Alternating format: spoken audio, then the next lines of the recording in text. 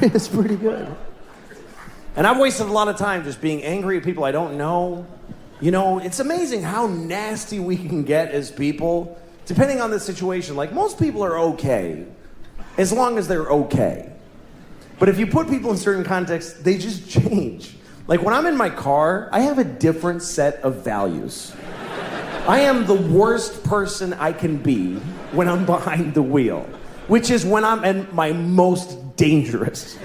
When you're driving, that's when you need to be the most compassionate and responsible of any other time in your life, because you are fucking driving a weapon amongst weapons. And yet it's the worst people get. And I am the worst. One time I was driving, and there was a guy ahead of me, and he kind of, I don't know, he sort of drifted into my lane for a second, and this came out of my mouth. I said, "Worthless piece of shit."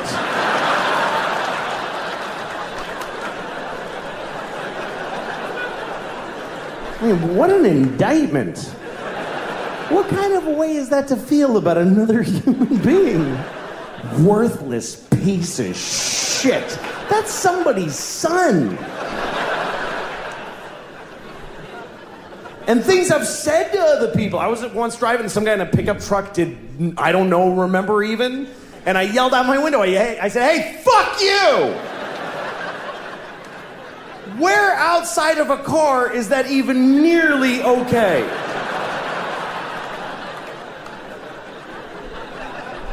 If you were in an elevator and you were like right next to a person's body and whatever, like he leaned into you a little bit, would you ever turn right to their face and go, "Hey, fuck you"?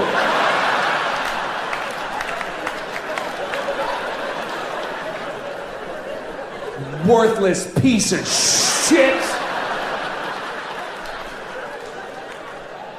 No. Literally 0 people would ever do that. But put a couple of pieces of glass and some road between you, there's nothing you would not say to them. "I hope you die." I said that to a person. "I hope you die." Why? Because you made me go like this for half a second of my life. You tested my reflexes and it worked out fine! So now I hope your kids grow up motherless!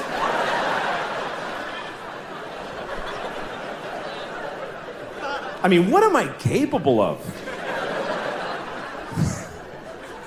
I'd like to think that I'm a nice person, but I don't know, man. I think it's pretty amazing when you think about it. The people used to say that being gay was wrong. Pretty recently, folks used to, like most people used to say that being gay was wrong. Of course, it's not wrong to be gay. I mean, it's pretty gay, but it's not wrong. But that's what people used to say. And now nobody says that. And I think that's a positive change. I think that's a good thing. Although I do wonder if there are gay people who miss when it was wrong. Maybe there's a few who miss when it was, because wasn't it a little more fun when it was like, "This is fucking crazy"? Like, didn't that give it a little zhuzh, a little? I could lose my job. Oh, fuck. Because now they're like everybody else, which is great, and they can get married. That's terrific. But is that fun to fuck your husband at your house? Wasn't it more fun to be in an old nightclub at 4 a.m, like, "I'm breaking my mother's heart"? Oh, yeah. I don't know. I don't even mean just gay people. Just some people like when sex is a little fucked up, you know?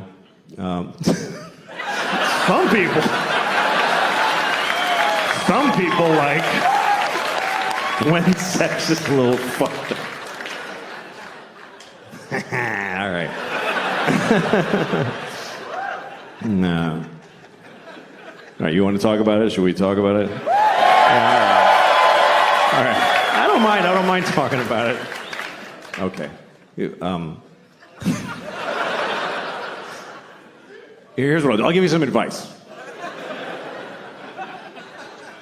Here's some advice that really only I can give you. Here's my advice. If you ever ask somebody, "Can I jerk off in front of you?" Just let me finish. Let me finish what I'm saying. Fuck. Okay. If you ever ask somebody, may I jerk off in front of you? And they say yes. Just say, are you sure? That's the first part. And then if they say yes, just don't fucking do it. Just don't do it. Because look, whatever you're into, okay? Because everybody's got their thing. Whatever your thing is, I don't know. You all have your thing. I don't know what your thing is. You're so fucking lucky that I don't know what your thing is. Do you understand how lucky you are? That people don't know your fucking thing? Because everybody knows my thing. Everybody knows my fucking thing now. Obama knows my thing. Do you understand how that feels? To know that Obama was like, good Lord.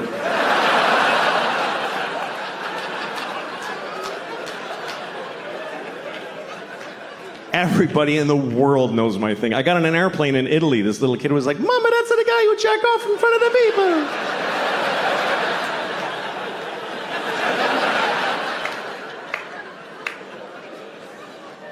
So whatever your thing is, I don't know what it is. Maybe you can't come unless you have your father on speakerphone. Whatever it is.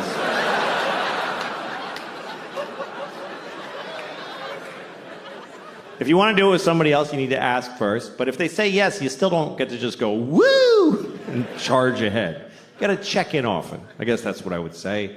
Check in. Because it's not always clear how people feel. Like, men are taught to make sure the woman is okay. But the thing is, women know how to seem okay when they're not okay. So you can't just look at her face and be like, yeah, her eyes are dry, we're fine, let's just keep going. You got to check in. Because communication during sex can be very confusing. Like, sometimes you're with a woman, you're having sex, she's making noises, she's going like, ooh, ah, and you're like, oh, she loves it. Not necessarily. Sometimes they're making those noises just to get through it. Because it's easier to go, ooh, than to say, I hate how you fuck me. Honestly, it's awful. So she goes, ooh, baby. It's kind of like a Negro spiritual. It's sort of similar. So to assume that she likes it is like if they heard slaves singing in the fields and you're like, hey, they're having a great time out there.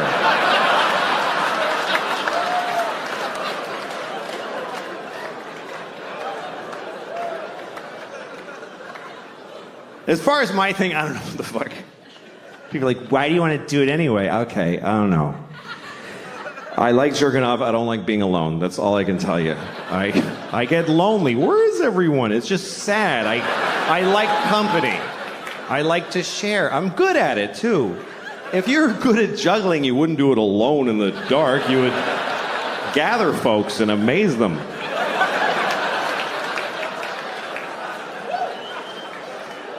Anyway, that's all I'm going to say about that shit.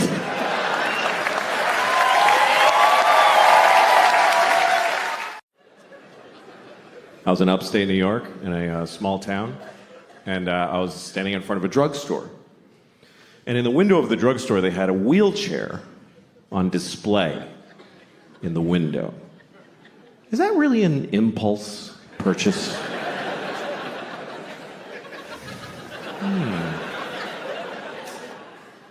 I should get a wheelchair. That would really help with my paralysis.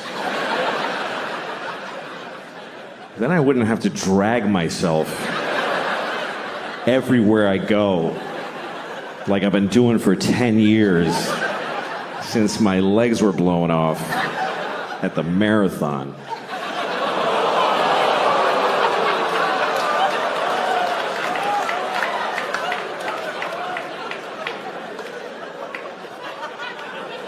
Okay.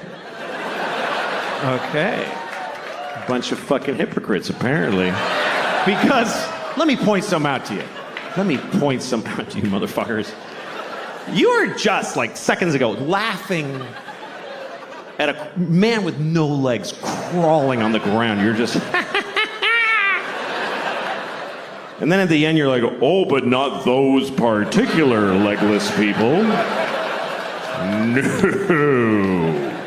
We thought you meant just some asshole with a childhood disease who deserves to be laughed at. Not one of those.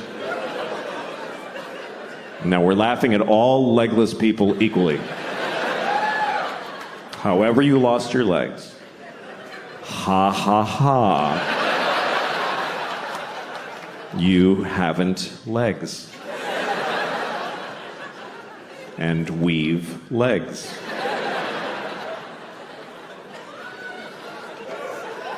I have legs. I have 2 legs. 2 fucking legs. That's the maximum amount. I fucking love having 2 legs. I fucking love it. I wouldn't like having no legs. I really don't think I would like it. I think it would suck. I think it would suck shit out of the balls of Christ. It's an old Southern expression. It's not used like it used to be. I think 2 legs is better than none. That's what I think. That's just my opinion. It's not popular. You're not supposed to say that because you're supposed to always be very positive about disabled people. But I think that puts pressure on them to be positive. What if they don't want to be? Because the only story we want to hear is about the amazing disabled people. He's amazing. He lost his legs and then he won the leg-having contest. What about disabled people who aren't amazing? Who are just ordinary with a sweatshirt and some potato chips and he's going, fuck, I wish I had legs. No, this is better. This is better with no legs. Why is it better? Because you can do anything now. I can do 4 things. Fuck off. I just don't know that our positive, non-disabled attitude really helps. Like retarded people. We're going to talk about retarded people for 20 minutes. That's what's going to happen. We're going to discuss retarded people for 20 minutes. It's not okay to never speak of them. No, we're going to talk about them. First of all, I want to talk about the word retarded, okay? Because the word retarded, it's a bad word, and people do not like the word retarded. They find it very offensive. Now, I'm a little confused by this, because it wasn't always a bad word. And I grew up in the 70s, and it wasn't bad back then. And most bad words were always bad. You know, cunt never had a day in the sun. There was never a time where the Santa Claus at the mall was like, come here, you little cunt, tell me what you want for Christmas. And then in the 90s, we're like, let's lay off a cunt a little bit there, gang. No, we used the word retarded in the 70s. We used it to identify people who were retarded.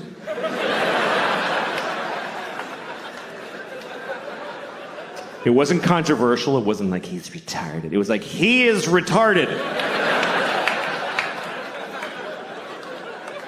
This fellow right here is retarded, right? I told you, yes, you're still retarded. He is retarded, everyone. And I grew up in Boston. We didn't say retarded in Boston. We said retarded. He's retarded. God bless him, he's fucking retarded. That's the way we used it. With love. Help the retarded. That's what people said in the 70s. Help the retarded. There was a lady outside the supermarket near my house every Christmas with a bell. She was like, help the retarded. Help the fucking retarded. You gonna tell me she was a bad person? She was helping the retarded. And I feel like we had more of them around back then. I haven't seen one in years. In the 70s, there was a retarded guy in a windbreaker on every street corner. We were using the word and they were more in our lives. I swear to God, they were more. They were in our culture. There was TV movies about retarded people all the time. Tonight on ABC, a retarded boy's dream. There was one, I remember with Sean Cassidy. I don't know if you remember Sean Cassidy. Some of you too young. But Sean Cassidy, he began his career as a teen pop idol. He was a 13-year-old boy with a very hit song called Da Do Run Run. And he had feathered blonde hair and juicy lips. And he's on the cover of Teen Beat magazine. And everybody liked Sean Cassidy because he was sexy. He's a sexy boy. I thought he was sexy. I thought he was really sexy. I was 6 years old. But I already had inappropriate sex feelings for teenage boys when I was 6. I was an old soul. I was a pedophile when I was 6. I used to go up to teenage boys when I was 6, like, hey, how's it going? That kid's weird. He's got a boner. Anyway. Not anymore. I outgrew it. But, no. I'm not sexually attracted to teenage boys. I'm not. But I don't not get it. I mean, I get it. I'm not like, what? Like, you can see it. Like, I was at an airport once, and I'm walking along where people walk in the airport, and there's these chairs facing the aisle, and there's this family sitting there, a mom and a dad and 2 teenage boys, and they're like just both sitting with their phones with their legs. They're wearing like these shorts. One had cut-off shorts, and one had basketball shorts. And they both just had their legs open because they don't give a fuck. Both legs just splayed, and then just smooth, you know, just very. And I saw it. It didn't do anything to me. But I kind of wanted to stop and go, hey, fellas, let's close that shit up, huh? You're not getting me, but I know you're causing a problem for somebody in this airport. Let's close it up. I did not say that. Otherwise, I wouldn't be here.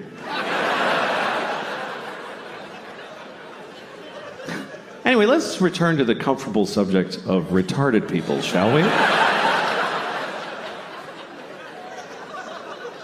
So Sean Cassidy. Sean Cassidy was a teen singer who then grew up. He was about 18. Now he was, old and gross. Nobody wanted to fuck him.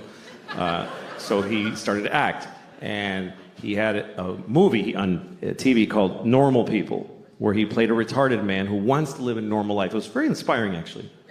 And at one point, he didn't do like a big retarded character. He wore thick glasses. He talked like Elmer Fudd. That was the whole thing. So he goes up to the guy who runs the group home he lives in, and he says, I want to get a job. And the guys who runs it is like, Republican conservative. So he's like, you can't get a job. You're retarded,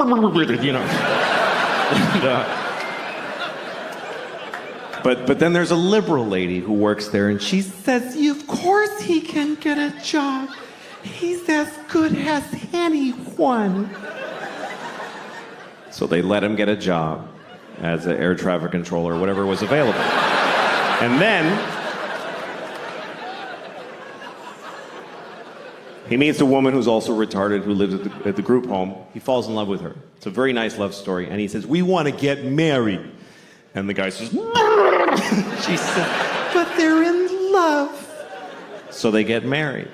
And then one day he says, we want to have a baby. And the liberal lady says, no fucking way. And they just shut them down right there. And that's the end of the movie. I swear to God, that's just how it ends. And the point of the movie is just, hey, there's a limit. Like, that's, I guess, what the point of it was. And that's pretty intense. But hey, retarded people were on television. We were talking about it. We were dealing with it. And they said the word retarded about 50,000 times in the movie. Now we don't say the word, and I don't see them anywhere. I guess that's my problem with it. And also, the word is not basically a bad word. It's a medical term. But it became a bad word because it's used as an insult, really. Not towards retarded people. Nobody does that. Nobody calls retarded people retarded to insult them. What would be the point of that? It would be like going up to a chair and saying, you're a fucking chair. Like, what are you doing? No. People use it on their friends. Like, you're at a bar, your friend's like, I don't have any more money for beer. And you're like, you're fucking retarded. Do you know that? And in that moment, no one retarded is insulted. They're not. Do you know why? Because they're not there. Because we don't include them in our lives. They're not at the bar. How many of you have a retarded drinking buddy that you hang out with? No, you take them to the zoo when they're little and then fuck them.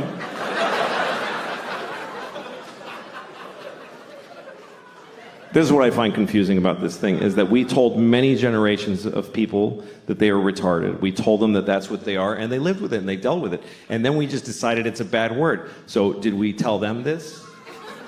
Did we go back to them and explain this to them? Listen, Nelson, I have something to tell you. you're not retarded anymore. You mean I'm cured? No. No, we're not even working on it.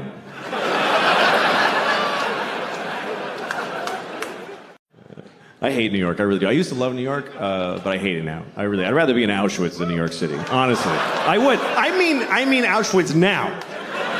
I mean today Auschwitz. Not back when it was open. I mean now. It's nice now. There's a gift shop.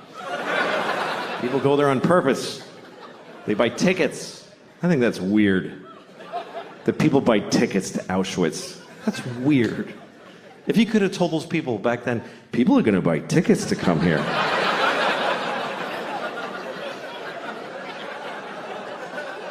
Yeah, wrap your head around that. Jew. That's all right. I'm sorry. I'm sorry. Never again. I promise.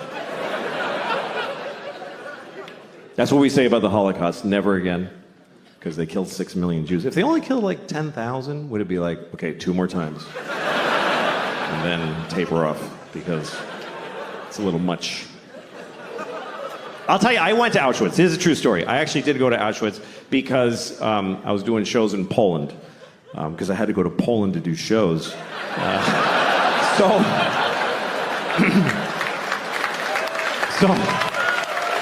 I was in Krakow. I was in Krakow, so I went to the camp. And I went there because of a very personal reason, because I had family there. I had a lot of family there. 44 members of my family were in Auschwitz during World War II. I mean, they were guards. They worked there. No. They were Jews and they died. It's okay. Don't be offended. It's true. We lost the whole family there. Everybody, because we were Hungarian Jews. My grandfather, on my father's side, he's the only one who made it. The rest of them, all 44 of them, went to Auschwitz, which I think they really regretted. But that's what happened, because the Hungarians sent all their Jews to. They weren't even occupied Hungary. They're just like, yeah, take our Jews. And they sent my whole family there, and they all died in Auschwitz, except for him. My grandfather's the only one who made it, because he got the fuck out of there before it started. In the late 20s, he fucking smelled that shit, and he got the fuck out. And he went to Mexico. He migrated to Mexico. And we found his immigration card. My uncle and I did the family history, and we found it. It says nationality, Hungarian, and it says religion, Catholic. And there's a picture of him like... He's like, fuck it, they don't know what a Jew looks like in Mexico. That's where I'm going. And that's why I'm alive, because he made that choice. It's also why I'm not Jewish. He was like, Jew schmoo, we're not fucking Jewish. Somos católicas. That was my abuelito. Became a fucking Mexican fast. That's what happened. That's how he made it. He's a fascinating guy, my grandfather. His name was Geza. That was his name. And he had a brother named Geza. It's weird, but I looked it up, and here's what happened. His parents had a baby, and they named it Geza, and it died. The baby died. So they had another one, and they just said, fuck it, Geza, let's just do it again. Because that's what it was like. The babies died. It was no big deal back then. It was just like, yeah, that was a shitty baby. Let's do another one. Why'd your baby die? Because it sucked. Why does any baby die? At least we found out quick. Fuck it. This one's good. That's what it was like forever until recently. The human race was all the good babies, and the shitty ones, that's just the way it worked. It's not like that now. Now we save every baby. The shittier the baby, the bigger the effort. Because we love it. We love saving the shitty babies. There's always a documentary. Look at this baby. He's a fucking mess. Do you see that shit? We're going to save it. Make it live. And the baby's like, please don't.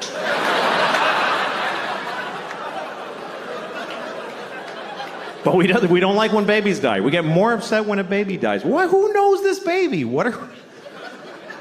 Did you hear about Jeff? No, he was here for 1 day. Nobody met him.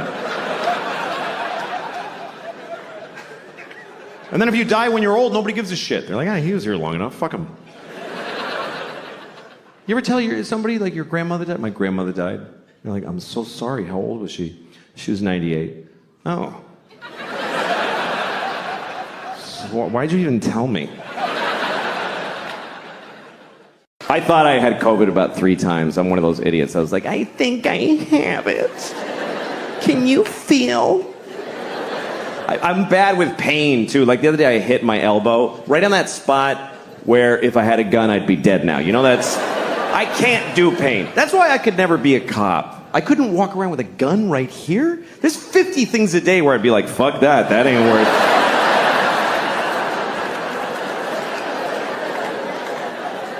That's my main problem, by the way, with the whole defund the police idea. What about people that want to commit suicide by cop? What about them? Anyway, we'll put a pin in that, but... We had a lot of protests in New York, and now we have protesters that just live here. They're not at a protest, they're just here. I saw a protester in Washington Square Park. She had green hair and dirty legs. And she's holding a little piece of cardboard, and it's with a Sharpie. It said, "Abolish billionaires." It's just standing there. And I thought, I don't think that's gonna do it. It doesn't feel like that's gonna result. And Jeff Bezos going, what's happening to me? Sadly, it's gonna be okay for him. I thought it was good how young people got out there and they expressed themselves. They went out there to solve a lot of problems. Not all of the problems, but some of them. They went out there to stop discrimination. Not all discrimination, just some of it, which is a weird form of discrimination. But there are groups that are discriminated against who don't have any protesters or any people working for them. And we all discriminate against these people, like ugly people. Everybody discriminates against ugly people. They do, and it's awful. I mean, I'd rather be discriminated against for my race than for being ugly. Because you might not lose a job or a promotion, but nobody kisses you on the lips like your whole fucking life. Like, try that. This is what we say to ugly people. We don't like your face. We just don't like it. So no one's gonna fall in love with you, and it's unanimous. Sorry. And we just expect ugly people to be like, oh, no, I understand. I mean, sure. My head shape is no good for you, so I'll go without the things that matter in life. Also, overweight people. Overweight people deal with things that none of us deal with, because I'm not overweight. There's people who are discriminated against because of their weight. I read a story once about a woman who's 600 pounds, and she couldn't get medical care. Because everything she goes to the doctor, he just says it's because she's fat. Everything. She's like, my knees hurt. He's like, yeah, my knees hurt just looking at you. What did you think was going to happen? She's like, I have chest pains. He says, yeah, because your organs are over capacity, so they're hurting. She's like, I got shot in the head. He's like, yeah, because you're fucking fat. Somebody shot you in the fucking head because you're fat. It's a terrible story. Here's the worst part of the story, and this is true. This is true. She needed an MRI. Because she had something serious. She's 600 pounds. She doesn't fit in the machine. You know what they did? They sent her to the zoo. I'm not kidding. They sent her to the fucking zoo. That's what we do for fat people who need an MRI. Hey, here's your prescription. Go to the zoo. Yeah, that's where you should go. You should go to the zoo. By the way, you know how many fat people we have in this country? About 600 trillion billion thousands of them. You know how many trans people there are? About 38. But if you're trans and you need a restroom and it's awkward, we'll change every restroom. But if you're fat and you need an MRI, you go to the zoo, you fat bitch. Just go to the zoo. You go experience that today. What happens when she gets to the zoo? What actually fucking happens when she arrives at the zoo? Hi. Are you here to see the monkeys? No, I'm here for an MRI. Oh, shit. All right. Yeah. Uh-huh. Okay, just stand in the straw over here. Yeah. You're after the walrus who has lymphoma.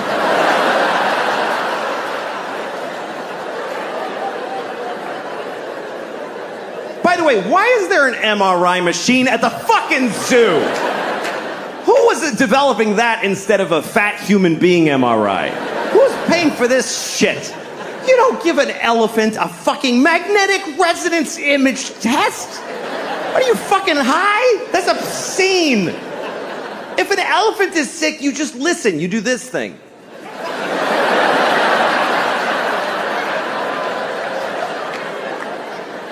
Misa thinks she's gonna die today. I'm saying this out of respect for elephants, by the way, because we're supposed to respect how they live. They don't fucking cure their diseases. This is not their culture. This is our weird. Let's fix it. Oh, he's sick. That's not how elephants live. An elephant in the Serengeti isn't like, I have a lump, I have to see my oncologist. When an elephant gets cancer, he falls over and he takes his fucking turn and becomes food. You don't put an elephant in a state-of-the-art... What if you find cancer? What, are you gonna give him chemotherapy? The skinny elephant with a pink baseball hat?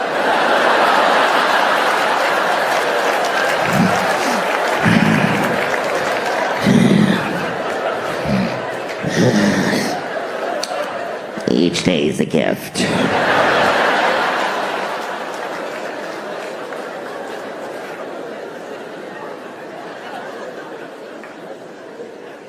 I love animals, I do. I do. We have a weird relationship to animals. We name them and we play with them, and we kill them and we eat them, and we stuff them, and we draw them. I have a dog. I love my dog, but I don't know my dog. We've never had a conversation, not one time.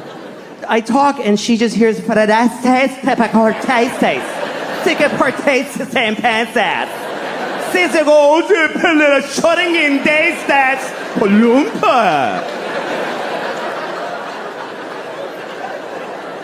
She looks at me and I'm like, yes. She's like, what? You don't know what the fuck I'm thinking. Fuck you. I don't know this bitch. I have no idea what she's thinking. I really wish I did. I wish I knew what she was thinking. It's my biggest wish maybe in life, is that I knew, because I know she has thoughts. I know she does. There's no way she's just like, dog. There's stuff going on in here. I've seen it. You ever watch your dog make a decision? You ever watch your dog just walk in the room and then look around like...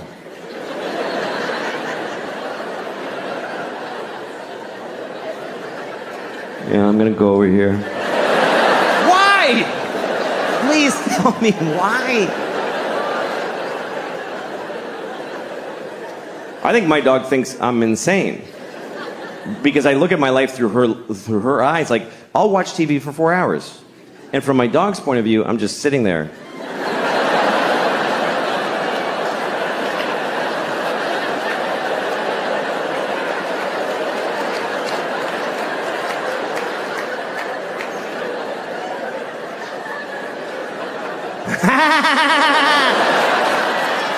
Why the fuck is he laughing? What happened?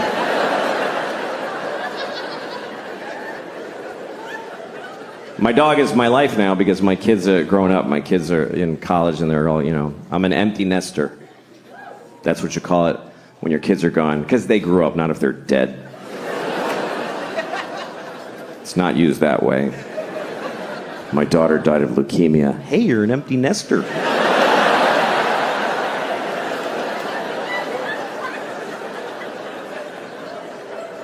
I miss it. I miss having little kids.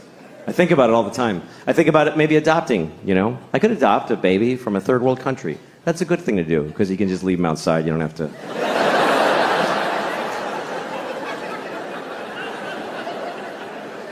You know, it's interesting. We've been adopting babies from other countries in America for a long time. You know, other countries do it too, but I live here, so I'll talk about that. But it's an interesting thing. It's not a biological imperative to go get a baby from thousands of miles away, but we've been doing that in large numbers here for a long time.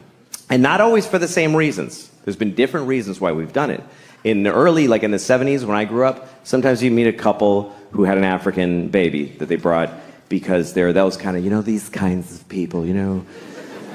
The kind of couples that hold hands when they announce things. You know those kind of people?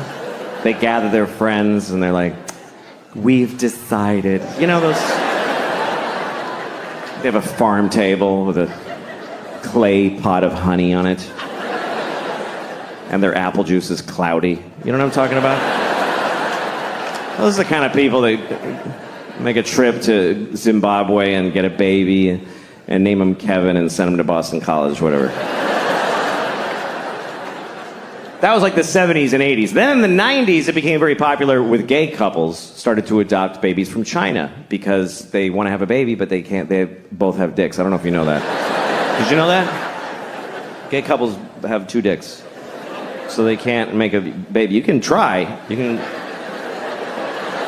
just really fucking... You could try to come into one dick with the other. Like, if you line up the dick holes, and you can come and the sperm goes up this dick and down that one. And then the sperm gets to the balls and they're like, wait, what the fuck? Did we turn around? Because we're in the balls again.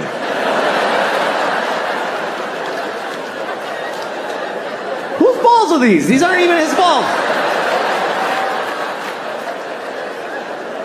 Oh, he's gay. Fuck. All right. Okay. All right. Well, let's just swim around till we're dead. It's just the way it is. You're not gonna... A baby will never come out of a penis. It's good. It's a good thing. Because it's hard for women.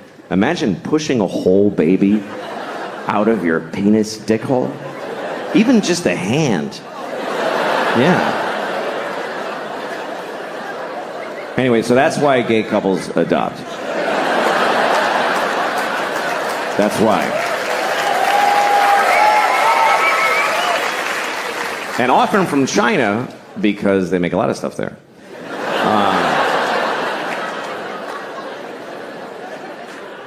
So that was that. That was the gay couples were adopting Chinese babies because they couldn't have babies, and then a lot of other couples started doing it more around the turn of the century. I used to live in Hollywood, which is a pretty awful place, and everybody there gets Chinese babies. It's very popular. They go and it's not because they can't have babies, and it's not because they're trying to help somebody from far away. It's because they're just busy. They're busy. They want to have a baby, but they don't want to have a baby. You know what I mean? That thing where you can't have your baby and eat it too, or whatever. I don't know how that works. They don't want to get pregnant, is the point. So they go to China. They don't even go to China. They go to the airport, and somebody from China meets them, gives them a baby. It's true. They just take it home, and then they get a Jamaican nanny to watch their Chinese baby. And they go to cocktail parties. We have a Chinese baby. It's amazing. And meanwhile, the Chinese baby and the Jamaican nanny are just alone looking at each other like, what are we doing? What is this? Why can't either of us see our families? Why? What the fuck is the point of this?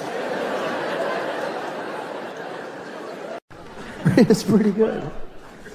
And I've wasted a lot of time just being angry at people I don't know. You know, it's amazing how nasty we can get as people, depending on the situation. Like, most people are okay, as long as they're okay. But if you put people in certain contexts, they just change. Like, when I'm in my car, I have a different set of values. I am the worst person I can be when I'm behind the wheel, which is when I'm at my most dangerous. When you're driving, that's when you need to be the most compassionate and responsible of any other time in your life, because you are fucking driving a weapon amongst weapons. And yet it's the worst people get. And I am the worst. One time I was driving, and there was a guy ahead of me, and he kind of, I don't know, he sort of drifted into my lane for a second, and this came out of my mouth. I said, worthless piece of shit.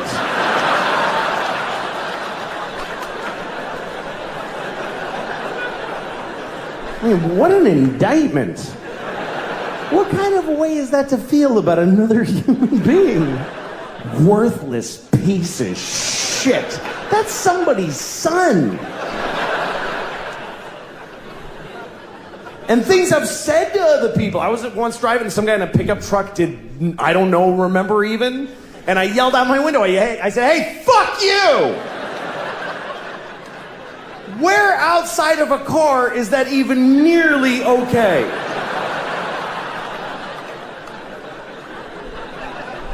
If you were in an elevator and you were like right next to a person's body and whatever, like he leaned into you a little bit, would you ever turn right to their face and go, hey, fuck you?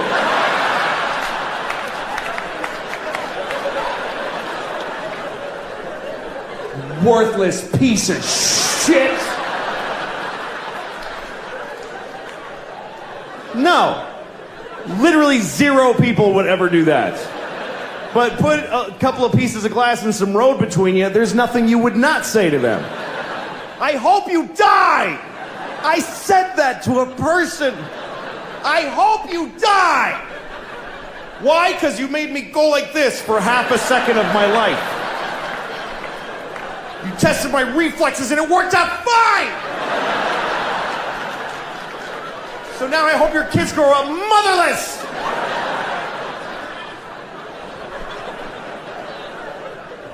I mean, what am I capable of? I'd like to think that I'm a nice person, but I don't know, man. Say, I'd like to be a better person. I would. I'd like to be a better person. And I think I'm getting worse as a person. Because as you get older, you start finding out, like, let me give you an example before I rented a car a couple of weeks ago in Los Angeles, had the car for a few days, and then when I went home, I had to drop the car at the rental place. You know, you gotta go to the rental place that's off the airport, give them the car, give them your thing with the mileage, you gotta get on a bus, and then go to your terminal and check in. I was late, and I was worried about missing my flight, so I knew I had no time to do any of that. So I never did this before, I just drove my car right to the terminal, and just left it there. And I got on the plane. And once I was on the plane and I had a little moment, I called Hertz and I said, hey, listen, your car is sitting out in front of Terminal 4 and the keys are in it. So that's where it is. And the guy was like, you can't do that. You have to return it to this location and then get, and I go, well, I didn't do that already. And now I'm leaving California. So if you want your car, you need to go to that place where it is. And he was like, oh, Jesus, man. All right, we'll get it. And that was the end of it. And I realized I could do this every time. Every time I rent a car, because of course they want you to do all that shit. But if you don't, they still want the car back. They're gonna send a dude. You could drive a car till you don't want it, just get out of it while it's moving and just walk away. Well, I don't feel like being in that car any longer. Just call Hertz, hi, your car is drifting into the intersection of 28th and Broadway. If you're interested, it's now your problem. But see, this is a terrible realization. Because you should act in a way that if everybody acted that way, things would work out. You should, because it would be mayhem if everybody was like that. And most people kind of don't care. Most people are very selfish. Most people don't give a shit what happens as long as they get to do their favorite thing. People don't even want to back off from their favorite thing. They won't even do their second favorite thing. Like, you ever seen somebody like they're at an intersection and they want to make a left, but they're in the right, all the way right lane because they messed up. So now okay, here's the guy. He's in the right lane and there's a lot of cars, like 6th Avenue, like a lot of cars, and he wants to make that left. So what does he do? He just does it anyway. He just goes ahead and he just shoves his car through everybody's life without any... And everybody's beep, honking and outraged, and you always see the guy go, I have to. There's no other possible thing I could do. What else could I do except go up one more block and then go left and take 4 seconds? That's not my favorite way, though. That only meets 99% of my criteria. But I'm selfish.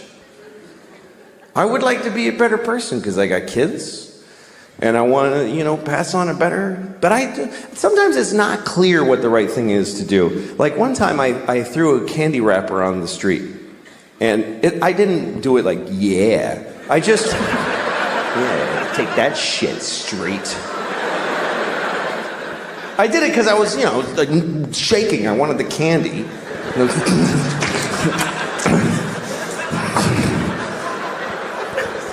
Anyway, I was with a friend who said to me, "You just littered on the street. Don't you care about the environment?" And I thought about it and I said, you know what? This isn't the environment.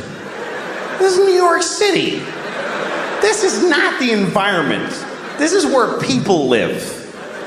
New York City is not the environment. New York City is a giant piece of litter. It's like the giantest, next to Mexico City, the shittiest piece of litter in the world. Just a pussy, runny, smoking, stinking piece of litter. So if you have a piece of litter, what are you supposed to do with it? You should throw it on the pile of litter. Because if you don't, if you put it in a receptacle, then it gets collected and it gets taken to a dump in a landfill, and then or it goes on a boat and it goes out and gets dumped in the ocean, and some dolphin wears it as a hat on its face for 10 years. This hat that never dissolves on its face. Oh, Jesus.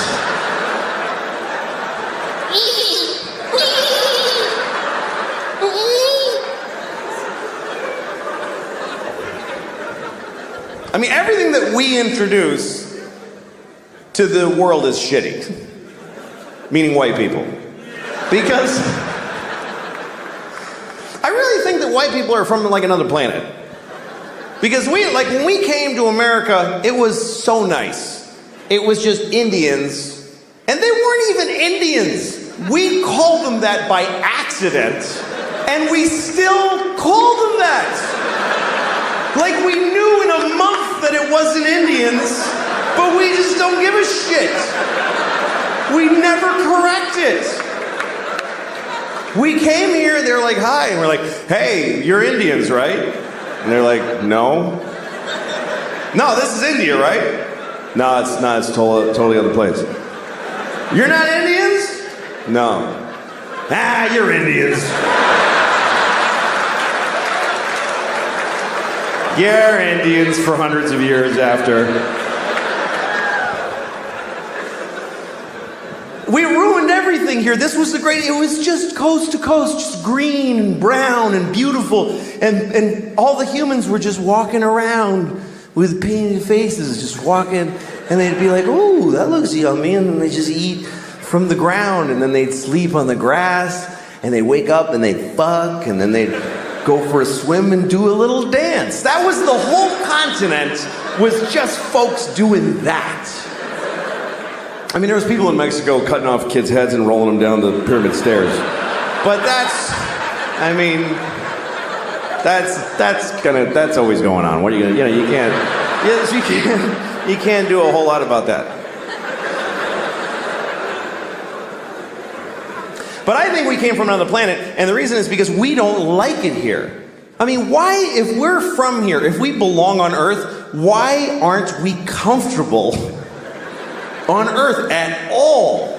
We need nice, smooth surfaces and right angles, and we need it to be cool and not too hot, just a little, that's just perfect. Like, why wouldn't, when it's hot, why wouldn't we just, yeah, fuck it? Why wouldn't we be like that if we belong here? And it's weird because people that aren't, whatever you call there's environmentalists, and then there's people who are whatever, they just hate environmentalists. But that's what people get angry at environmentalists, because they think they're slowing down the economy and creating restrictions. And a lot of these people are Christian. A lot of these people are very devout Christians. And that's such a confusing thing to me, that if you believe that God gave you the earth, that God created the earth for you, why would you not have to look after it? Why would you not think that when he came back, he wouldn't go, what the fuck did you do? I gave this to you, motherfucker. Are you crazy? The polar bears are brown. What did you do to the polar bears? Did you shit all over every polar bear? Who did this? Who spilled this shit? Who spilled this? Come over, did you fucking spill this? What is that? It's oil. It's just some oil. I didn't mean to spill. Well, why did you take it out of the fucking ground? Because I wanted to go faster. I'm not fast enough. And I was cold. What the fuck do you mean cold? I gave you everything you needed, you piece of shit. Well, because jobs. What is a job? Explain to me, what's a fucking job? You work at a place and when people call when their game doesn't work and you help them figure it out. What do you do that for? For money. What do you need money for? Food. Just eat the shit on the floor. I left shit all over the floor. Fucking corn and wheat and shit. Grab it up, make some bread. What are you doing? Yeah, but it doesn't have like bacon around it and like I like when it has like bacon on it and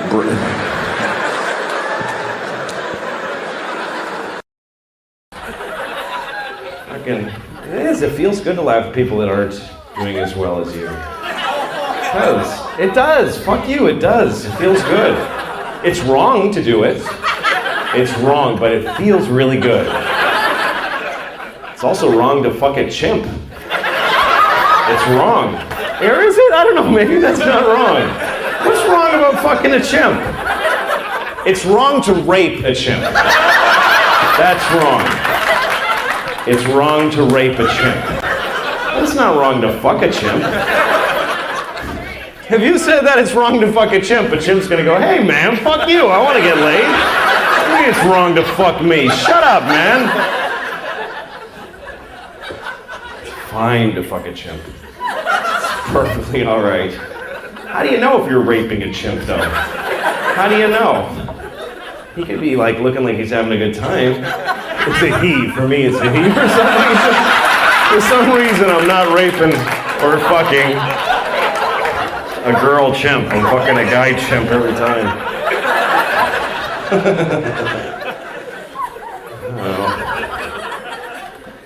But I assume it feels good to fuck a chimp. The only part that would bother you is other people knowing about it. It's true, that's the only part that would take anything out of it for you is, fuck, someone's gonna see me raping this chimp. Otherwise, you don't fucking care. I don't care who you are. You fucking work for Oxfam, you're a great person. If you're alone on this planet for fucking 2 minutes, you're gonna fuck a chimp, you're gonna cook him and eat him afterwards, you're gonna do all that shit. That's exactly what you're gonna do. 2 minutes, that's ridiculous. 2 minutes alone on the planet, you're not even gonna wait to see if people come back, you're just gonna fuck a chimp right away. There's nobody here. How do you even know in 2 minutes you're alone on the planet? You wake up early, you go out, there's nobody out here, I'm gonna fuck a chimp. Everybody's gone, the planet's empty, I'm gonna fuck a chimp. No, it's just wait, a car will go by and you'll get back to normal.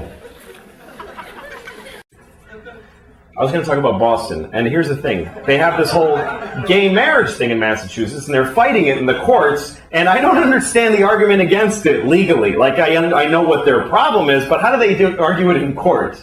You know, like, I can imagine when they get to the Supreme Court and the lawyers for the gay side are like, well, Your Honor, we pay taxes, there's nothing illegal about what we do, we're the same as anyone else, why shouldn't we get the same protection under the law that heterosexuals get? And then they ask the other lawyer, and he says, Your Honor, they're fucking queer! They're fucking queer! That's it, isn't it? Isn't that the whole... Well, okay, counselor, but I don't see what that has to... What, are you fucking faggot?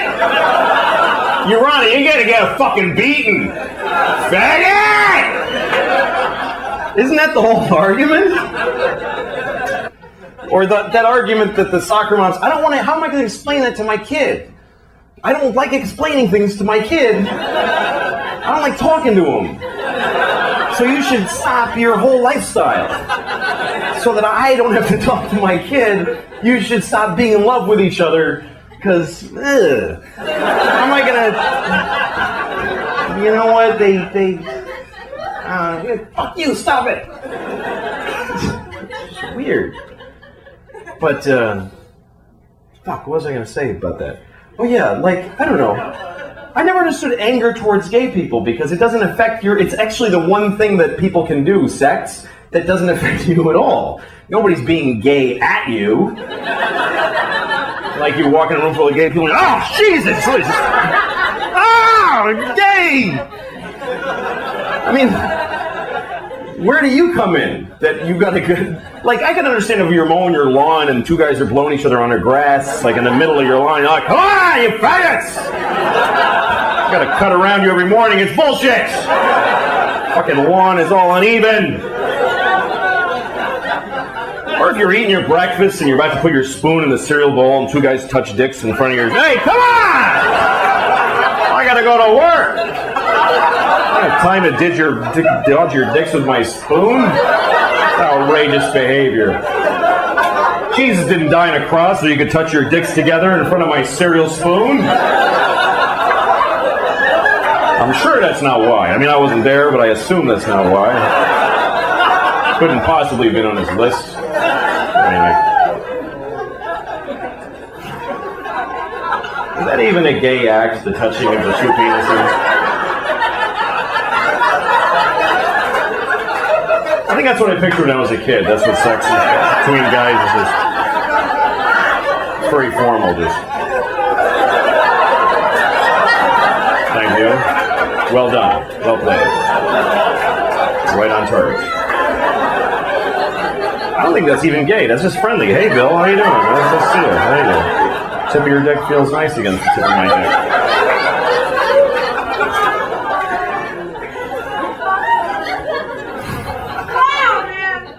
I know, right? Please welcome to the stage Louis C.K.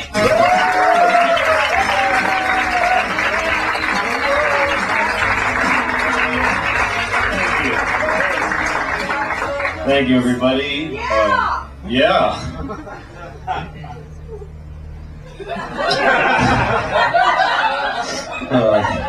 Thank you for applauding. Seriously, because I did a show where they don't applaud when you go on stage. It's called Mo Better Mondays. That's the name of the show at the Improv, Mo Better Mondays. It's an all-black audience. And I had done a show called Chocolate Sundays at the Laugh Factory, which is an all-black audience. And they invited me because they thought I was black because of my name, because I directed Pootie Tang, so people sometimes think I'm black. And so they invited me to this show. So I get there, and they go, oh, hi. And I look in the room and I go, oh, hi. And then we kind of stand there trying to decide, and I go, fuck it, hi. And they go, yeah, hi. All right. So I went on, and this is Chocolate Sundays at the Laugh Factory, and it was fucking great. I had a great time because nobody else is trying. They're all up there just acting cool, and I went up there and I tried, and everybody appreciated it. So then, because most comedians don't try. I'm not saying because they were black, but they were all black and unfunny. Every single one of them was black. There are far more unfunny white comedians than unfunny black ones. But every single comedian on that show was black and unfunny. Should have been the name of the show. But I was white and hilarious. And also, you know, privileged and lucky to be white. To be white is fucking awesome. It is a very... everybody who's white should just wake up and go, I'm fucking white! This is great! How easy is this shit? I don't have to fucking explain myself ever. I look people in the eye with confidence. Nobody fucks with me. The police protect me. It's amazing that black people, all they can hope from the cops is that they'll leave them alone. And we actually get to hope that they'll protect us. It's fucking a chasm of difference. And I'm on the greatest side of that chasm. I am on the fucking sweet side of that chasm. Just a fact, it's not a nice thing, but it happens to benefit me greatly. But anyway, I'm not gonna lie about it. Oh, it sucks being white. White people always complain about something like, oh, I don't get to say nigger. Like, oh, white people, why can't, how come they can say it to each other, but like they want to go to the Supreme Court. I should be allowed to say it somehow. It's not right. Just Don't. Why do you want to say it so bad? Say it. Fuck. Anyway. So chocolate sundae. I didn't certainly do any of that material there. The chocolate sundaes were great. I just talked about when I was a kid and cars. And then I went to do Mobetta Mondays, and I thought, I got invited to do Mobetta Mondays, and that's where I became racist. I became prejudiced, because I said, hey, they'll love me there. Because I just thought, there's black people in that building, so the black people in that building will be the exact carbon copies. There's no way they won't laugh, because they laughed the first time. So I went, people were saying, Mobetta Mondays is not nice, and I'm like, fuck you, you're just white, and I'm better. So yeah, I'm white too, but I've been there and I got laughs. And white people that make black people laugh are very proud of themselves. So I went to Mobetta Mondays, and it's not at all even close to the same people. They're fucking suburban people in chocolate sundaes. Mobetta Mondays, they have the machine, and they're selling cologne in the bathroom, and people are fucking hard, and they do not clap when they bring people on stage. People go on, they go, all right, how about a hand for Joe, whatever, and then he just walks up to silence. I mean, I've never even seen that on any show in my life. There isn't just the benefit of the doubt applause. They just, let's bring him up, and he just walks up, and the people go, yeah, okay, go. And I went on, and I didn't pay attention to the people before me because they were smart. They didn't go right into jokes. They started talking and shit. They just going, hey, yeah, all right, how you doing? Yeah, I'm just hanging, okay. For like 3 minutes of that shit. And then eventually they go, okay, they slide into a joke and get a tiny laugh. And by the end of the time they left, they go, all right. And then they applaud when the guy left. I go on and I just go, and I do a joke right away, and it gets nothing. And not only does it get silence, when I move on to the next joke, that's when I hear a noise. Because when I start going anyway, so they all go, oh shit, that was it? That was the whole fucking, oh shit! Oh damn! Like they didn't know the joke was over even until I started joke number 2. Joke number 1. So joke number, what? Really? That's what, oh! Then I do joke number 2 and now it's not silence, like, no man. No, like literally that sound coming out of many tables. No. And then I try the thing that never fails when you're bombing. I go, oh, fuck you people, I'm staying up here. That always works when you're bombing. You go, you know what, fuck you, I'm doing my time. And somebody always goes, all right, yeah, I can respect the balls. But they all went, no, get off. One guy said that, just real serious, no, get off. Get off now. And I was like, yeah, okay. I did like a minute total.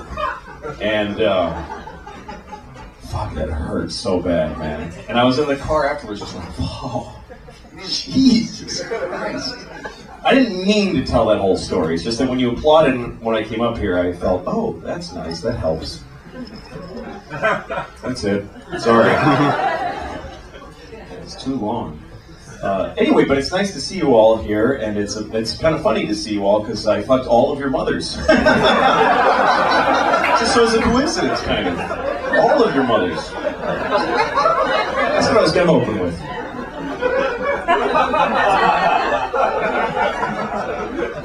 I was just in Ireland, and they have these posters. In Ireland, there's an election going on, and all over Europe right now, actually, for the whatever. I don't fucking care. It's not here, so it doesn't matter.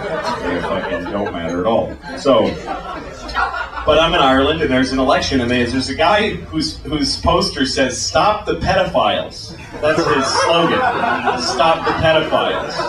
And here's the thing, even if you're against the pedophiles, I wouldn't want my face with pedophiles all over the nation that I live in, you know? And I told that to an Irishman, and he said, you know, actually, we say pedophiles. I'm like, hey, I've been fucking kids for 10 years. Don't tell me how to say pedophiles. I think I would know.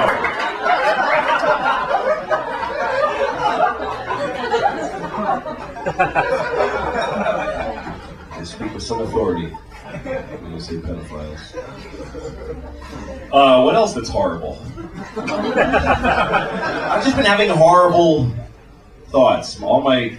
I was going by a wedding, and there's this beautiful, I was going by a church, this wedding was coming out, and it was just so beautiful, and I kind of couldn't resist. I ran up to the groom and I said, "You fucking liar! I sucked your cock! You said we were going to Massachusetts!"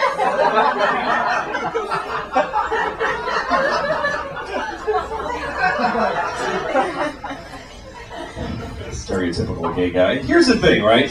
It's not cool, right, to make fun of stereotypical gay people, but there are some gay guys who talk like that. There are gay guys who wear shorts that are really tight, and then those sleeve shirts can go, "You're an asshole!" And those guys are silly. And they should be laughed at.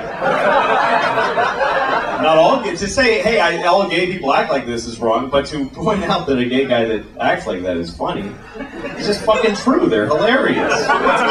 Hello! There are gay guys who act like that, and they're fucking ridiculous. Of course they are. Just like when you see a black guy, there are black guys who go, "Shit, motherfucker! That shit's funny. That's weird to talk like that. It's weird to go, no, shit. With your hand like that, that's funny. You know, and it's not wrong to make fun of Jews that they're all Jewy, you know? Anyway, that's what Jews get. They're Jewy.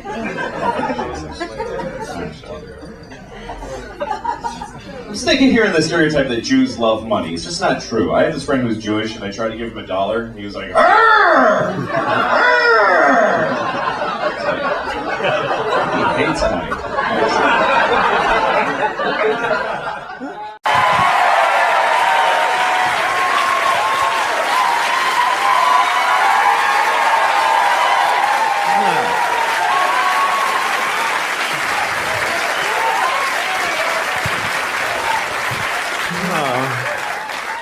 Oh my God, you guys. Oh my God, thank you. You guys are great. Thank you. This is what I talk like now, just so you know. I'm gonna do the whole show like this. A very offensive stereotype of a Mexican.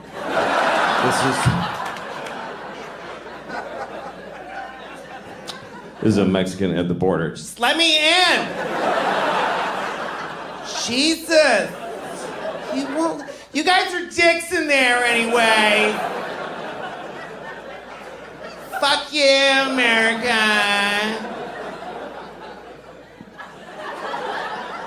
Is that too high up, do you think? Sorry, I always like to stand just a little bit wrong, you know? Just for my own entertainment, instead of staying like this, just put it a little bit up here, just so people are like, I don't know why that bothers me. Especially if I'm somewhere I don't like being, like CVS. You know, I hate CVS. But sometimes you gotta go in there. That should be their slogan. CVS. CVS, sometimes you gotta come in here.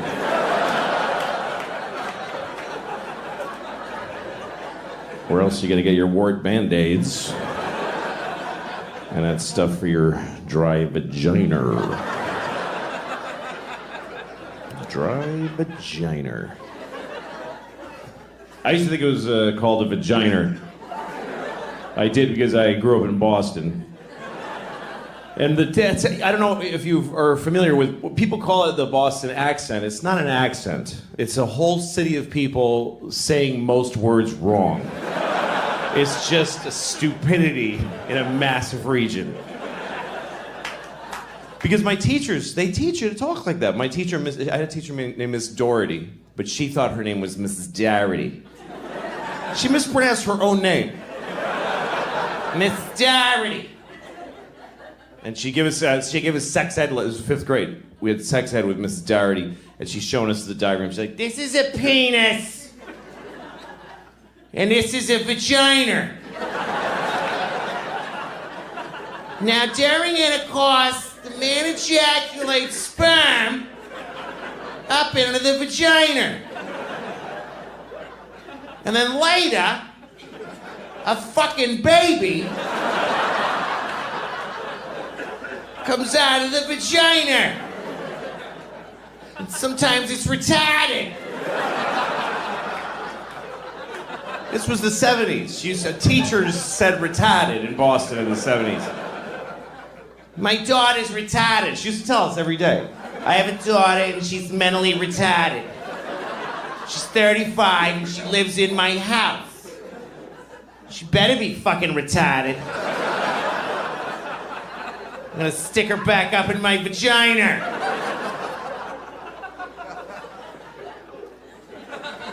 So I thought it was called a vagina until I was like 25. And I remember thinking it was like it's a vagina. It's like a thing that vagines, you know? Like you use it to I got a vagina in my driveway. I don't know, like, just got to vagina this new table I just made. That would make a nice table. Like you make a new table and then you take the 80 grid paper and you sand it, and then 120, and then you go, all right, honey, get up there, and she just... It's like an old, like one of those Danish tables, or like a, ooh, nice old Italian table. This table is very smooth because my wife have a very juicy boozy, and she vagina the table. And my family, we do this for generations, and we vagina. All right. So I'm 47 now, and yeah, I know that's about what it's worth. That's what that deserves. Woo. Woo. Woo. Yeah, 47 doesn't buy anything. 18, you can vote. 21, you can drink. And 47, you can just keep doing whatever. Just do it. Just keep being out of breath. One good thing is that I've let go of any dream of getting in great shape. Like, it's like a relief. Just because my whole life I've been like, well, it's someday I should really get in great shape. Now I'm like, what? Why would I do that? That's not going to happen.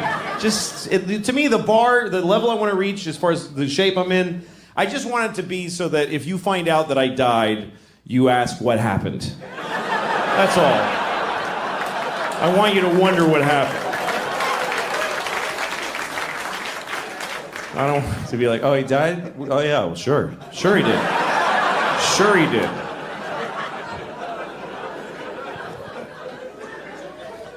Be a bigger news. Did you hear Louis is still alive? Shit. Oh, really? Oh my God. Oh my God. How? How? Something's changed when you get older. Like I've reallocated some of the noises that I make. Like the noise I used to make when I come is now the noise I make when I pee.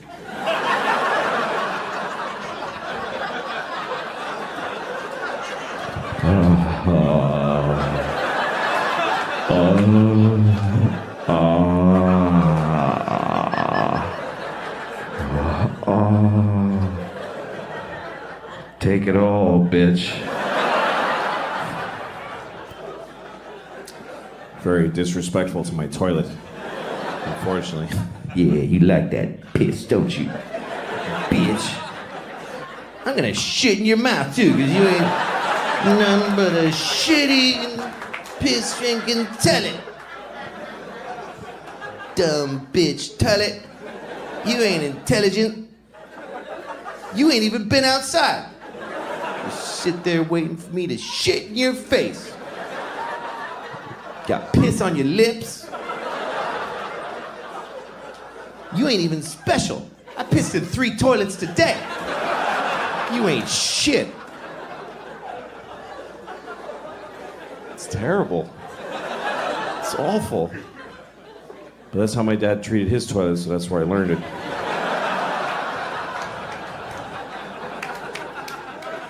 It's a shame.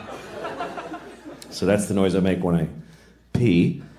And some of you might be wondering, none of you are wondering. What noise do I make when I come? So this is the noise I make when I come. I just go... It is done! Thing with clouds and lightning and crows. Ah! The circle is complete! Kind of intense. There's a little witch with white eyes going, and the child will be born! And... I don't know.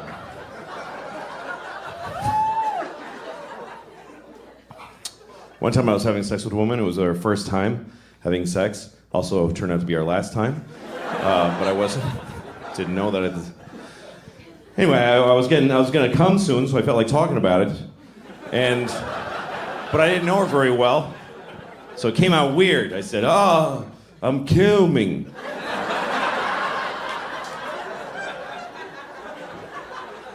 She's like, what did you say? Because I was back there. That's why she had to go like this. What did you say? What was that back there, Chief? What was that? Because I'm always back there. It's a weird thing to brag about. I'm always behind her. Every time. So they don't see me crying. It's weird having sex with a woman from behind because you don't know what's going on the whole time. I get kind of paranoid. The whole time she might be like...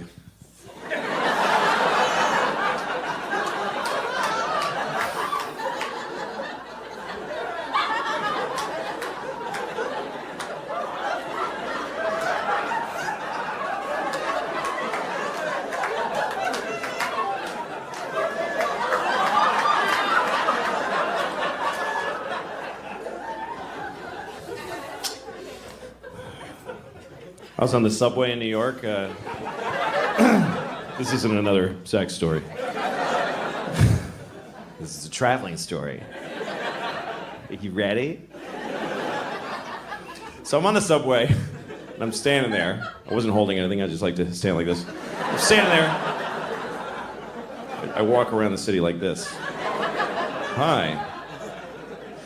So I'm standing there, and from behind me over here, I hear this. I hear... And I was like, ooh, okay. This is a crazy person. I mean, it's not a big surprise in New York. Then I heard it again. I was like, all right, I want to see the crazy person. Just want to take a look. So I look over, and it's not what I expected. It wasn't a big homeless guy with 2 sets of headphones that don't work or anything like that. It was a young woman. She looked like she was about 21. She's standing there. She's very kind of nice, properly dressed. She was very, like, Michigan-y or something. Very suburban-y, Michigan-y kind of thing. And she's standing there with a ponytail. And then all of a sudden she starts going like this. She goes, la la la la la la la. La la la la la la la. And I realized, oh, she's like a student, like a singing music student. And she's doing her vocal exercises on the subway. You know what? It wasn't charming or nice. It was arrogant and rude. Because she just had this look like, I'm so cool, because I'm studying music in New York City. And I just do my thing right on the subway every day. La la la la la la la, everybody. La la la la la la la, tired nurse who just did a 14-hour shift.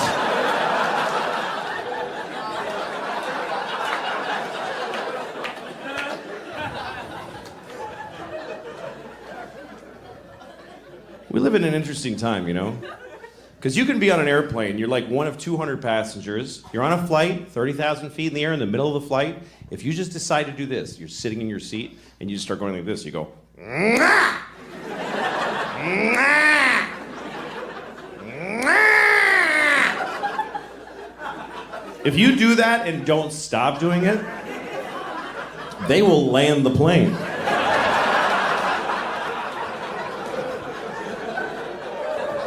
You can will a plane to the ground without a weapon or a threat. You don't even have to do that much. You could just sit there and just start going, down, down. Seriously, if you were on a plane and you just didn't stop saying down, down, down. Sir, is there a problem? Down, down. fighter jets will appear. I mean, you'll go into the nearest airport. And then I guess you're in trouble, but well, they can't put you like in prison because you said down several times. They'd like bother you. Why'd you do it? Are you a terrorist? Why'd you do it? I just didn't want to be up anymore. Just didn't like it. I mean, I just said the word of the where I wanted to be. You didn't have to do it. It's just a suggestion. Jesus Christ. I was on a plane once and there was 2 babies on the plane. And other people. Wasn't just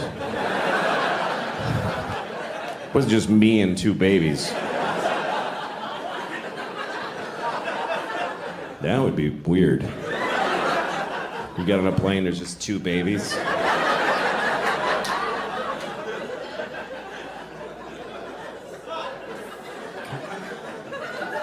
Come on, we're leaving soon. He's the pilot baby. I'm the other baby. No, it's all right. I'm not gonna. You babies have a good flight, but I'm gonna find another way to get there. Yeah, I don't like the way this was starting.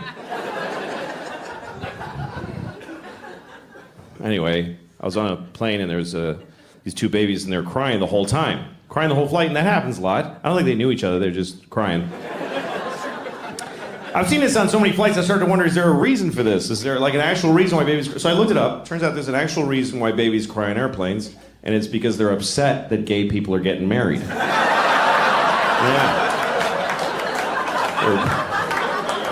They're like really upset. Like inconsolably upset. Honey, it's the country's changing.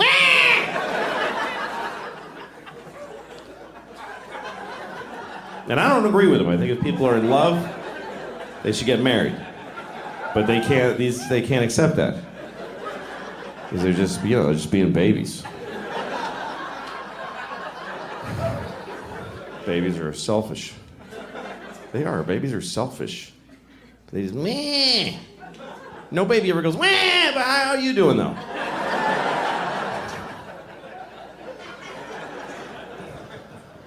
I have 2 daughters, and both of them at one time were babies, and I held them and they cried on planes. It's happened to me. I've had a baby on a plane. If you're ever, this is how selfish people are. When you're on a plane and you hear a baby crying, you think that's happening to you.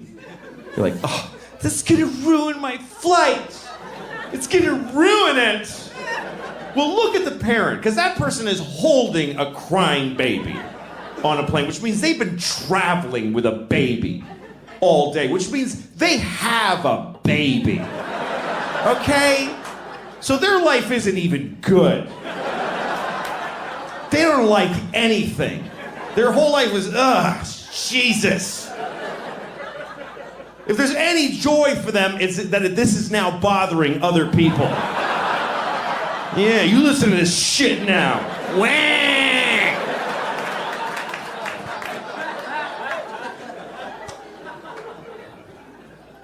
I remember one time my babe was crying on the plane. She was really upset. And this guy and some businessman on the plane, because businessmen always think that every flight is a private plane of theirs that we're all like piggybacking on. And this guy has this fucking newspaper, and he turns around to look at me and my baby, and he looks right at me. He doesn't kind of like go like this. He looks at me like, Like, could ya? Like, oh, I'm sorry. Is this bothering you? Let me just...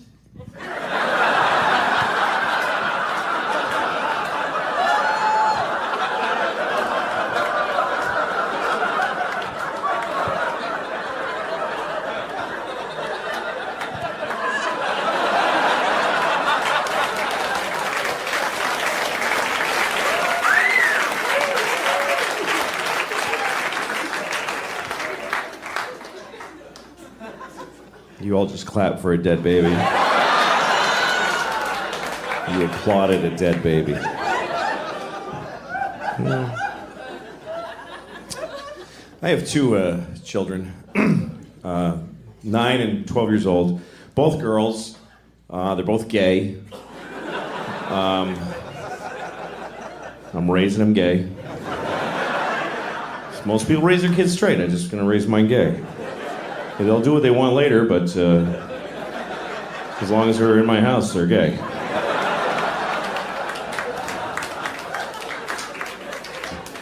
I tell them every day, "You're gay, honey. Good night. Go to bed.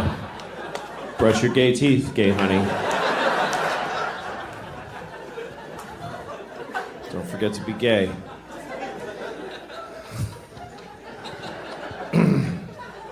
Having children is a big responsibility, and I've never really done very well at it. I've made a lot of mistakes, some of them big, some of them small, you know? Like, I'm still a person, I still am an idiot. You know, still, like, I got high one night, I got really high, because I don't do drugs, I never do drugs, never. So that when I do, they're way more fun. To me, that's my best advice about drugs. If you want to enjoy drugs, never do them. Never. Because then when you do, they're actually fun. Because when drugs are part of your life, they're just another pain in the ass in your life. It's just, my drugs suck. I don't want to have that problem. I always want to be that person where it's a new thing. Somebody's like, "Hey, you want to try this?" And I'm like, "Oh, I don't know, I should. It's crazy. I don't even know how to do it. I mean, what is this?" Anyway, I got my friend had the little vape. I'm a little worried, honestly, by the young people with the vaping and they just do this and then they just vape and they just stand on the corner and puff and look at the fucking thing. And I miss you. That's what it is. I miss you people. Because you used to stand around like this, and I get to go, fuck that one, and that was okay. But now I'm just looking at the top of people's heads now. But I didn't realize how, like, my friend, I have a younger friend who vapes, and she told me it's just to kind of like calm down. She's like, "I barely feel it, you know? Sometimes it helps me sleep." So one night we're hanging out, I'm like, "I'm gonna go home and go to sleep. Maybe I'll just try it." So I took one little tiny hit. I was insane. I was completely insane. I was in my house. I couldn't even walk past the window. I had to go under the windows because I was afraid of the inside of my own brain. So I started texting people, just texting. "I'm so high. I'm so fucking high. I'm so high." And I texted, to another friend. "I'm so high. I want to suck the pot jizz out of my own dick and get higher." That's what I wrote. I'm not bragging. I'm just telling you that's what I wrote. And I sent it. And then later I looked at my text and I was like, I think I might have sent that to my 12-year-old daughter. I think it's possible. And I didn't, but I too easily could have. Now my kids are in my phone. There needs to be some very reliable firewall that says these numbers are much harder to text. That you can't just, whoops, traumatized her irreversibly. That you can go like, to write to these numbers, I have to solve the Hellraiser puzzle, and I have to, there's two guys with the keys at the opposite room that turn them at the same moment, and there's a warning. Are you sure you want to send this picture of your pubic hair to your ex-wife's mother? That's how you want to break the silence 6 years since the divorce. This is my pubic hair. Look at all of my pubic hair. How have you been?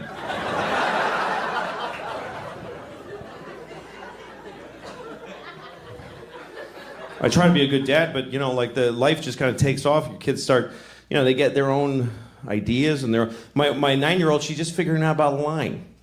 And that's a tough thing. It's hard to roll that one back because lying is pretty amazingly useful in life.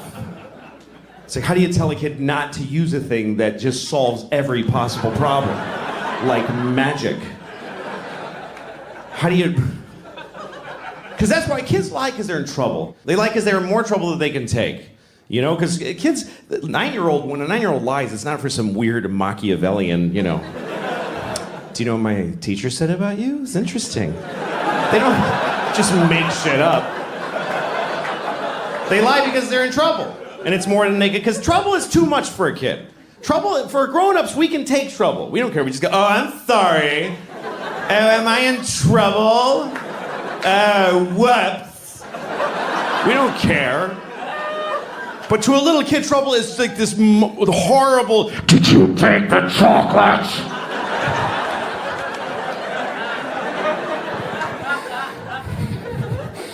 And she did, and she doesn't know how to handle it. Did you take it?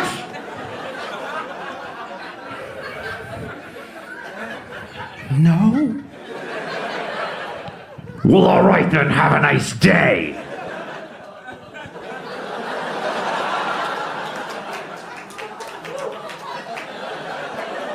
How do you then tell her, yeah, don't ever apply that perfect solution again to terrifying things? Mark Twain once said, a man who always tells the truth doesn't have to remember what he said. And that's great. But Mark Twain also said there once was a big black guy named Nigger Jim. So, I don't know if 100% of the things he said were perfectly awesome.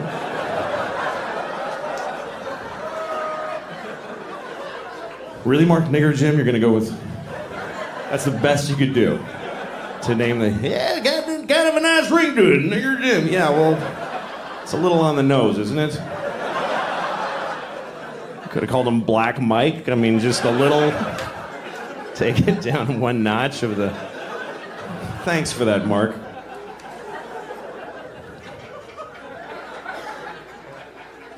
Anyway, so... While we're in this area, now that I know you guys are cool, but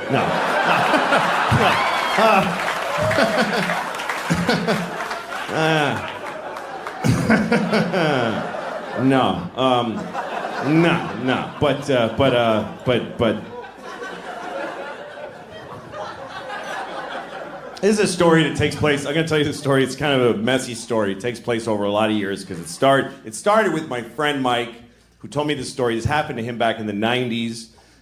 He was going home for Christmas.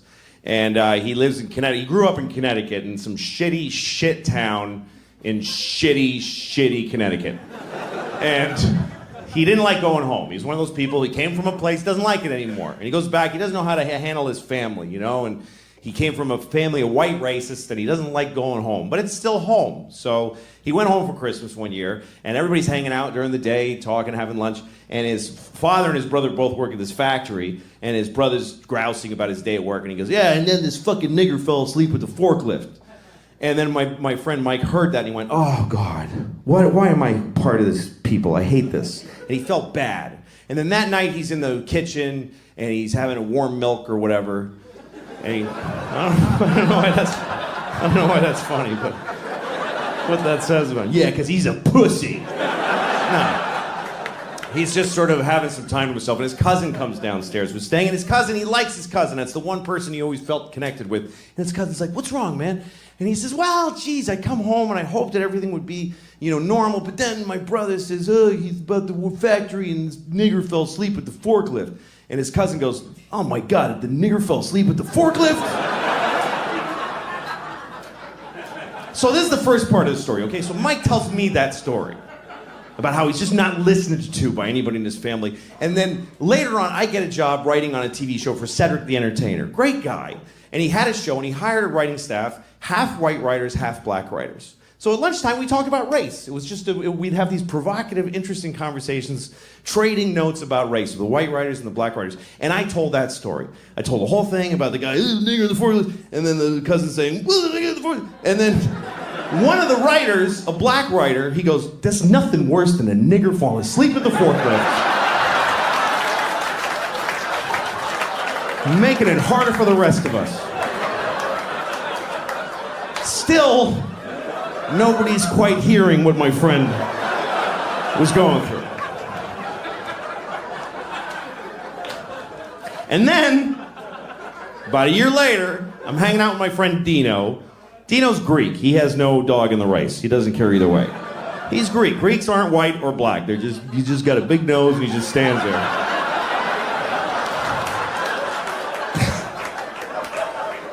And I told Dino the whole story. I told him about the guy, the forklift, and and then the black, and then Dino says, "How do you fall asleep at a forklift?"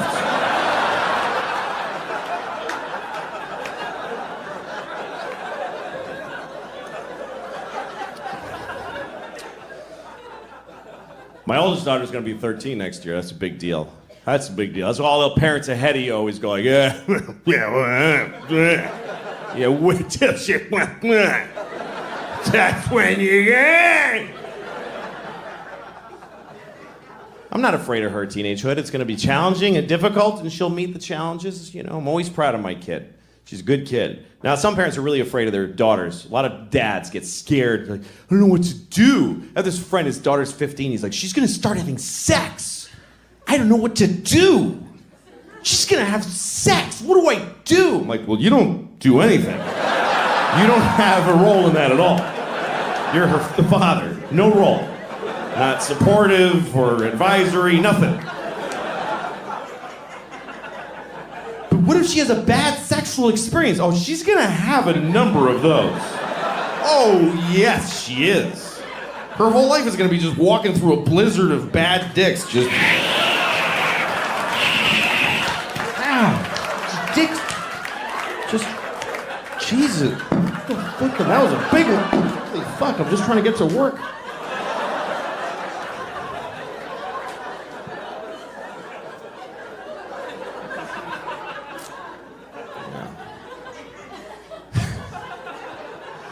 The little one, the 9-year-old, life's a little simpler. Tap dancing, she takes tap dancing class. We started her with tap dancing because we figure by the time she grows up, it'll be the 1930s again. And yeah, she'll have this thing she can do that nobody enjoys watching. Do you know who the audience is for tap dancing? The parents of tap dancing students. That's all of it. Because we all have to go to the show at the end of the tap dancing semester. And they have a big theater show, and all the kids get up there. They all tap dance in groups of 3s. There's about 6,000 kids. They do about 20 minutes each. So the show's about 7 months long. And everybody dies at the end. But you go because you want to see your kid tap dance. Because that's an amazing thing. Because this was a baby. She was just a baby. She was just like, that's it. And now she's going like this. It's amazing. But you gotta watch all those other kids that you don't love at all. You gotta watch people, grown-ups do it. There's grown-up adult students and they get up there, get off, nobody's here to see you. Nobody. Your parents are dead, you're 52. Nobody came from work, nobody came from work.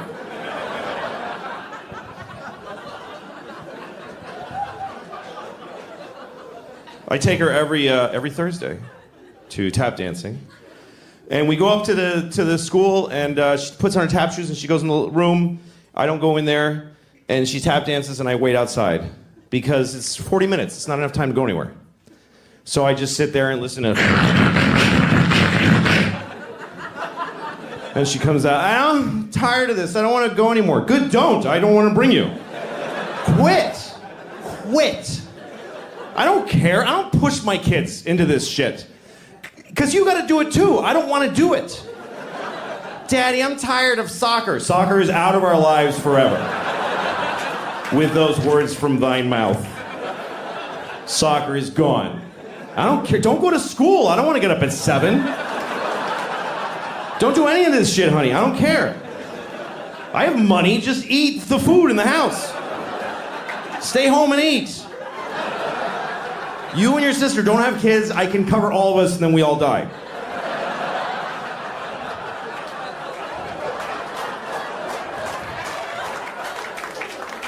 That's my goal. I want to make enough money that we can just lock the door and eat the food. That's it. Daddy, what are we doing today? Go to the food room and pick something out and go to bed. That's all that's required of you. People overthink this life shit. People get all knotted up. I don't know what to do with my life. Like, I don't know, like, what I should be, or like, I don't know. It's like, What should I like do with my life? Just get food, put it in put food in here. That's it. Put food in here. Walk around and look for food. And anytime you see any food, put it in here. Just take it and put it in here. Later, when you feel pressure, shit out the shit in there. That's it. If anybody tries to stop you from doing either of those, murder them.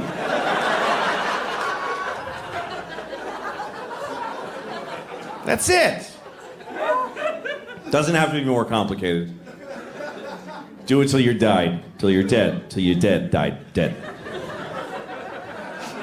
I don't know how long I'm gonna live, I have no idea. You don't really ever get to find out. You never get to go, okay, I'm dead, so 80. You don't ever get to have that thought. This is it. You get to go, this is probably it. That's your last thought. This is probably it right here. Yeah, well, we're all gonna die at some point. It's true, man. And you find out at some point, it's an interesting thing about human beings that we live with the knowledge that we're gonna die. I found out when I was 7 that everybody dies. My grandfather told me. He said, everybody dies! I wasn't even talking to him.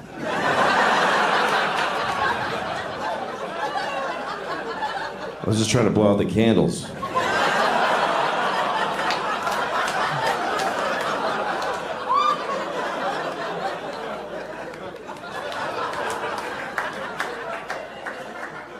Now, I was 7 years old when I found out that everybody dies. And I was excited. Not because everybody dies, but because I knew it. I was excited because I knew I was young to know that everybody dies. I knew that most of my friends didn't know, and I thought, I want to tell them. I want to be the one that tells everybody. I especially wanted to tell Benji, this kid across the street from me. There's this kid, Benji. He wasn't my friend. I was 7 and he was 6, but if I ever came out in my front yard, he would come out and I'd be like, oh, here he comes. Just hated him. Hated him. First person I ever hated. Like visceral hate. To me, he was a piece of shit cocksucker asshole. That's what he was to me. And I didn't even know any of those words. I just had that like as a raw feeling with no way to say it. I was too young for the feeling that I had. And then I heard somebody say piece of shit cocksucker asshole. I was like, Dad, yes, thank you. That's what that, yes. That's how, yes. Anyway, one day I was in my front yard and piece of shit Benji comes across. And he says, I got a new bike, or something like that. And I was like, you're gonna die someday.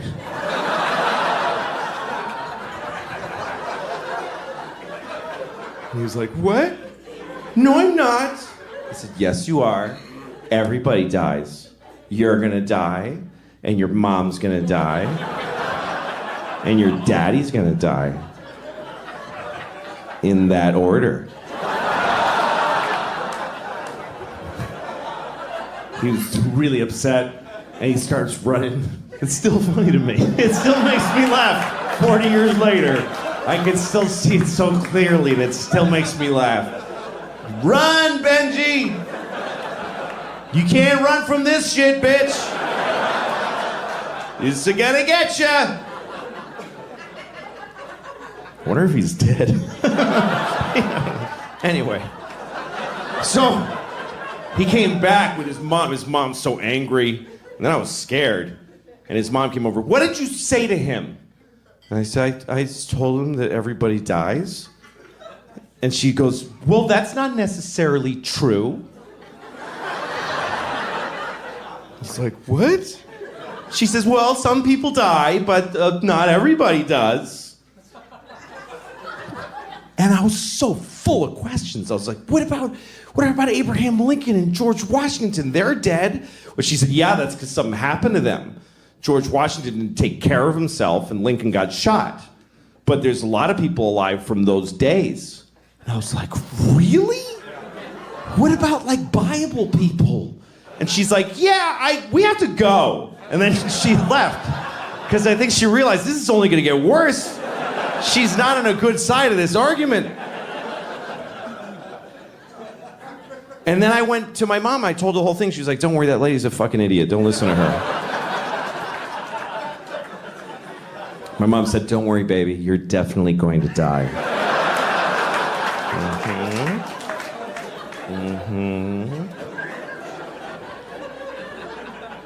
People from the Bible. I wonder if people in the Bible knew they were going to be in the Bible. Like, you guys, this is totally going to be in the Bible. You guys are going to get in the Bible, everybody. I'm going to get my roots done so I look good for the Bible.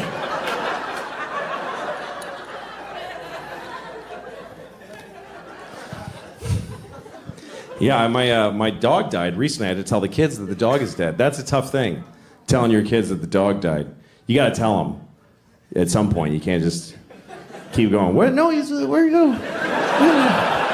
Whoa, there he goes. I don't know. He's that little scamp. Go get him. Told my kids the dog died, and we dealt with it. And I was proud of them how they expressed their feelings about it. They cried. I was proud of them how they dealt with their feelings and what they said about it and how they processed it. And I realized this was a positive thing. That's how you start thinking as a parent. A lot of things you don't think of would be positive really are because a dog dying is an opportunity to deal with death with your kids. It's like a dry run for grandma. It is. It is. Dog dies, you talk about it, you deal with it. Later on you go, so you know all that stuff we talked about the dog? Yes, so grandma now.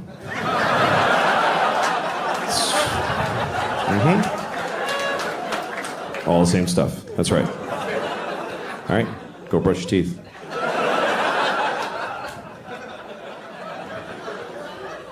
I had a dog when I was a kid, and he hated me. And it really hurt. It's a true story. My dog hated me. And I wanted a dog so bad. I was like 10 years old. I used to beg my mother for a dog. And she just would say, like, you had one when you were a baby and it died. It's fine. But finally, she said, you can have a dog if you keep your room clean for a month. And I was so excited because I was like, I'm getting a dog. I told all my friends, I'm going to get a dog. All I have to do is keep my room clean for a month. I lasted about a week, and it just went to shit. I couldn't do it. And I tried like 3-4 days. I couldn't do it. And I got so depressed. I was like, I'm 10, and I already know my life is going to be shit because I can't do anything. And finally, my mom was like, well, get the dog. You're bumming everybody out. So she got us a dog. And the dog looked at me, and he hated me on sight. And I worked hard to take care of this dog. I was kind to him, and he still hated me, which hurt. That's why it hurt. Because he must have just hated, like, who I am inside. You could tell how he felt because he was very expressive. He was a terrier, you know, so he had eyebrows. Like, I'd walk in the room, and he'd go like, oh, fuck, I can't. And he would just leave.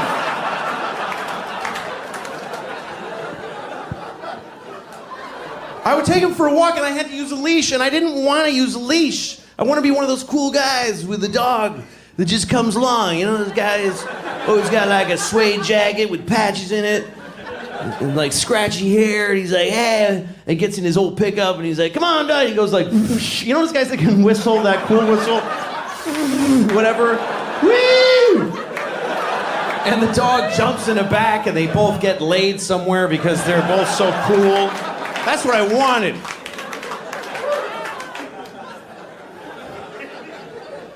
But my dog would go for a walk, and the leash was like taut, like this. It wasn't even like, yeah, we're friends. It was like, dude, I'm far from this kid. Can I get my face? He would be choking himself the whole thing.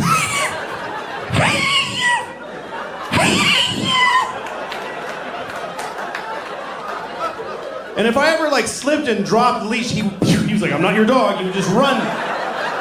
He would run like a slave. He would just take off.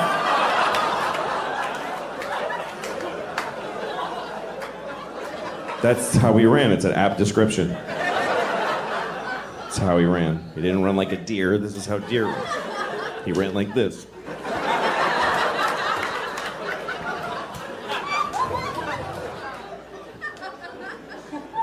He ran away so many times, and then we got a call from the pound. Hi, we have your dog.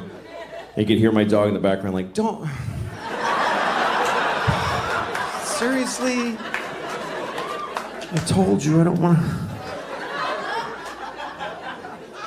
I've never been a big animal person. Some animals I hate. Bats, I think bats are just disgusting. I hate bats. I hate it. It's a rat with leather wings.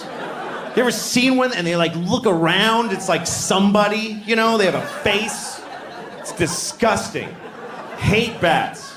And I'm sure there's a whole thing of, oh, did you know that bats make all the French toast in the world or whatever? I don't care. Hate them.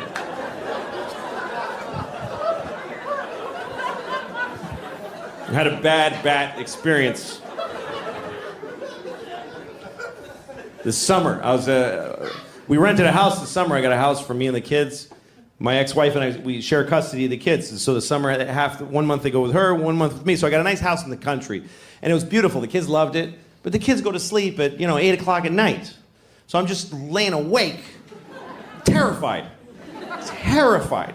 I'm so scared in the country because it's just quiet and it's just mystery and trees and darkness. I live in New York City. I feel perfectly safe there. I'm surrounded by murderers and child molesters and Jews. All right. I mean, there are a lot. There's a bunch of those. But so one night I'm in the country house and I'm just laying awake, just begging for the fucking sun to come up so I can sleep through my days with the kids. And I'm laying awake, and my bedroom's above the kitchen, and I hear this. I swear to God, I heard this sound. I heard, "What are you singing?" I heard that, like clear as a bell. And immediately my heart is pounding. I'm like, I'm going to have a heart attack right now. Because there is a witch in the kitchen. First of all, there are witches. I have no doubt in that moment. There's witches. That's how easy it was to flip me over. There are witches. And there's one in the kitchen. And I gotta go down there. I can't just, they like kids. She'll get the kids. So I go downstairs. I'm terrified. And I'm standing outside the kitchen door like this for like an hour. Too scared to go in until a little bit of logic seeped in and told me even if there is a witch in there, she wouldn't just make a noise and then just stand there for like an hour. So I go in, there's nobody in the kitchen. And then I hear the noise again, and it was the dishwasher. The dishwasher has weird tubes, and when the soap goes through them, it's kind of vocal. I don't know why, but it goes. It was the weirdest thing to watch my dishwasher do it. I was like, all right, it's cool, I'm fine, there's no witches. I'm about to go upstairs, and a bat, a fucking asshole bat, picked that, he's like, and he just flew right by my head like this, and I went, ah! And I just fell on the floor. Ah! And I crawl into the closet, I close the door, and I call 911 right away. I don't know if you ever called 911 and you don't realize till they answer how you shouldn't be calling 911. 911, tell us your emergency. Hi, I'm sorry. I'm very sorry to be bothering you. This doesn't qualify. The lady's like, sir, what's the problem? I said, there's a bat in my house. And I don't like it. She was nice to me, because it's country 911. If you call 911 in New York City, there's a bat in my house, they'll be like, sir, we'll send a car right over to shoot you in the face. But she was nice. She's like, sir, we understand. You're divorced, you're overcompensating with a country house. You're in over your head. She said, call this guy. She gave me a number. She said, call this guy. He's a guy who takes care of bats. He's a man whose bats are his focus. Felt like she was doing a lot of work to not say Batman. Like she was kind of going around. He's a male human who bats are his... I'm not going to say Batman. I don't want to say it. So I call the Batman. And he comes over, and I'm in the closet looking through the crack, and the bat is on the ceiling, hanging upside down, and he's just looking around. It's the most disgusting thing. And so finally there's a knock at my door, and I crawl to the door, and I open it, and he's like, hello. And he says, where's the bat? And I'm like, So the guy walks over and he just takes the bat. That's it. He just took it. He's like, all right. Like, yeah, you pretty much nailed it. That's amazing. It's like I called somebody and said, help, there's a box of tissues on my table.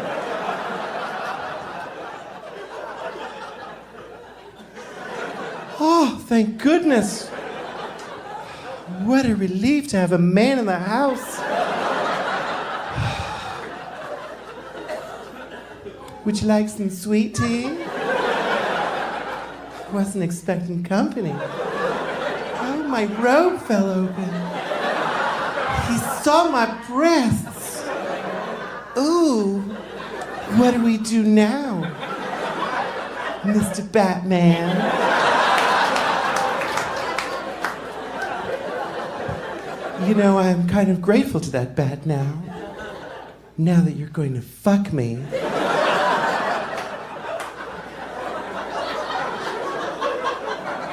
You're not? Well, all right, you can go then. I can't get out of it. I'm sorry. All right. I just like to keep doing that till the laughter stops. I'm just like, fuck, this is getting upsetting. What if I just did that for like 40 minutes? Well, if you weren't gonna help me, then why did you come over? I'm alone here all day and I hardly can handle it anymore. All right, okay. So, no, don't do that. Don't do that. I was in New York one time. I was on the subway platform and I saw two rats and they were fucking. And I never saw that before. I'm like, oh shit, there's two rats fucking right there. And so I watched them. Because you can watch rats fuck. It's not a big deal. You don't have to go like...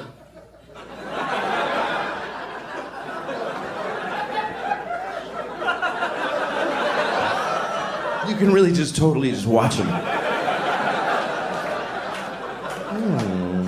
Let's see. Anyway, I'm watching them. I'm just curious.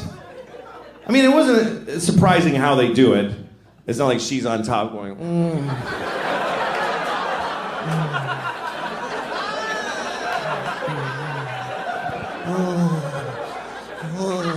Thank you. I love it. Oh, I think this is a Japanese rat I'm doing. I don't know. oh, it's so good to fuck you. Oh, come on, Ricky, do me. All right. Anyway, it wasn't anything like that. It was a pretty standard rat fuck. Just, he's on top, kind of smushing her into the pavement. And she's like... And I'm watching him. I didn't like miss my train, just while I was there. Because I was curious. That didn't turn me on, I was just curious. Because I want to know, what is it going to be like when he comes? That's what I wanted to know. What is it like when a rat comes? Is it just a biological thing, just a dispassionate kind of just, me, and then he just goes home? Or is it like, oh, fucking yeah, is it like, is it, is it ecstasy? Is it an orgasm? I told that story to a friend of mine. She was like, well, what about the girl rat? What about her orgasm? Why don't you empower her and wonder how she comes? What are you, crazy? Girl rats don't come. There's no way the girl gets to come when rats fuck. First of all, he's not gonna hold out for her. He's not that kind of dude, you can tell. He didn't give a shit. He's gonna fuck her and leave. He doesn't even know her name.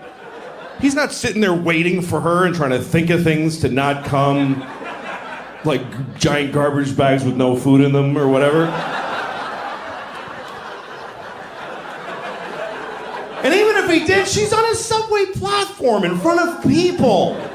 She's not going to be able to get to that place, that inside place that girl rats need to find their orgasm. Because I know what girl rats need. I know how to make a girl rat come. I do. You just pick them up and hold them upside down, and you just...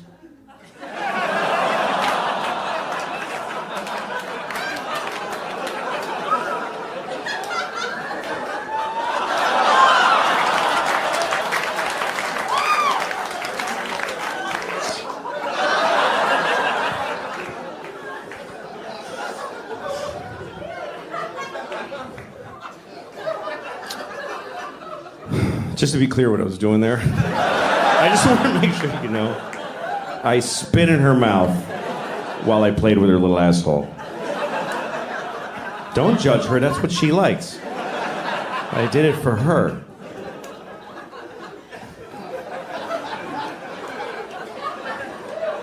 I was watching The Wizard of Oz with my daughters, and I know that's a weird couple of stories to put together. Fingering a rat's asshole to orgasm and watching The Wizard of Oz with my daughters. But they happen to have happened one right after the other. Most things that I do right after I made a rat come.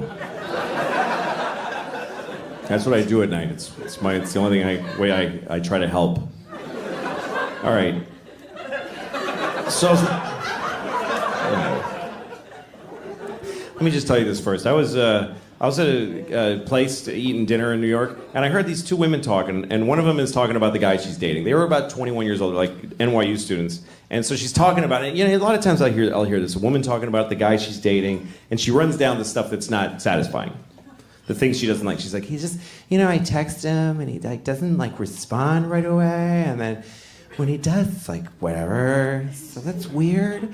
And then I saw him and he's just being weird. And so then he calls me, he's like, I'm sorry I'm weird, because it's weird right now. And I was like, whatever. It's just weird. And then I'm listening because I want to know, what is her friend gonna say? I want to know what kind of friend she has, And her friend just says, he's a piece of shit. He's a piece of shit. He's not good enough for you, because you're amazing. You're amazing. So he just can't handle how amazing you are. And I remember thinking, that is a shitty friend. That's not a good friend. That is not a good way to approach life. I'm amazing. And anybody who doesn't text me back just can't handle how amazing I am. I mean, she's a student. She's not Nelson Mandela. She's in college. I'm sure she's fine, but you're amazing the way you take classes. What is so amazing? She's kind of boring, he's kind of a douche. It's fine. They're fine. You need to know that you're boring a little bit. It's important. Self-love is a good thing, but self-awareness is more important. You need to once in a while go, oh, I'm kind of an asshole. You have to have that thought once in a while, or you're a psychopath. When you say to a friend of yours, you're being an asshole, and they're like, no, I'm not. Well, it's not up to you if you're an asshole or not. That's up to everybody else. You don't get to say no to that. You're an asshole. No, I'm not. Oh, sorry. I thought, okay, I'm glad I checked. I guess you're not. If somebody tells you you're an asshole, you should go, oh, shit. All right, what happened? How did I get here? It's like somebody saying, you got something on your face. No, I don't. It's like America. I feel like America is like the world's worst girlfriend. America is like a terrible girlfriend to the rest of the world. Because when somebody hurts America, she remembers it forever. But if she does anything bad, it's like, what? I didn't do anything. America, why do you keep bombing those people in Yemen and all these? It's 9/11, okay? 9/11. Shut up, asshole. Okay, well, you killed hundreds of thousands of people, so I think, yeah, now, but 9/11. Fuck you. You didn't understand. Yeah, but you're torturing people. It wasn't even torture. Oh my God. He's such a baby. I didn't even do anything to him. And I'm saying this about women because I'm a guy. Women might say this about that. This is what guys are like. That's just what it's like, you know, because I think racism and sexism are very different. To me, racism is just a mistake. It's like just an error. It doesn't really make any sense. We could just do away with it. But sexism isn't going anywhere. Because sexism is way deep the fuck down inside. So it's just the way we feel about each other. It's, women! Women! Women! Women! Women! And you're like, man, man, man, man, man, man, man, man.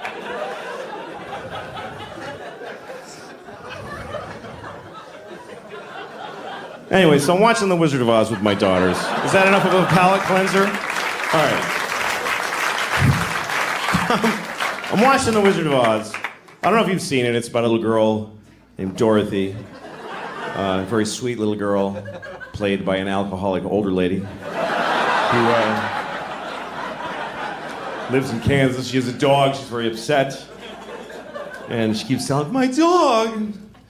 And everybody's like, this is a farm. We're working. Leave us alone. And then there's a tornado, and they all run inside, and they barely look for her. It's unbelievable.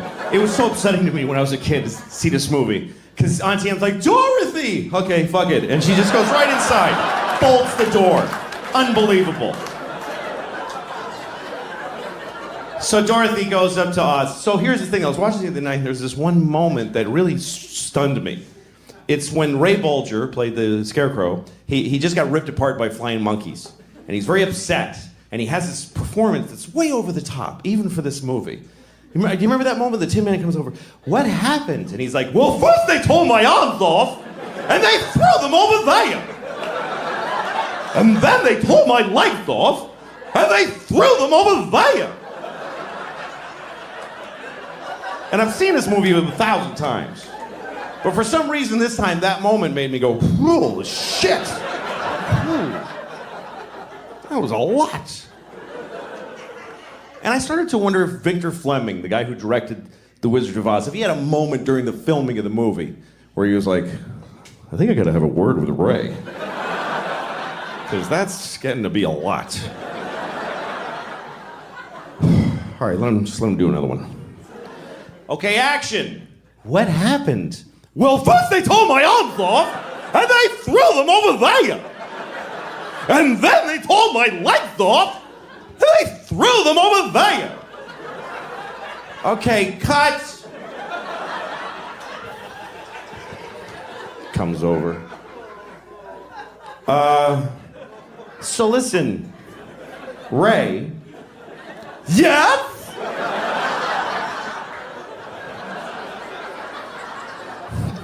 Nah, you're fine. You guys have been great. Thanks a lot for coming. I hope you enjoyed it. Thank you very much. Thank you. Thank you.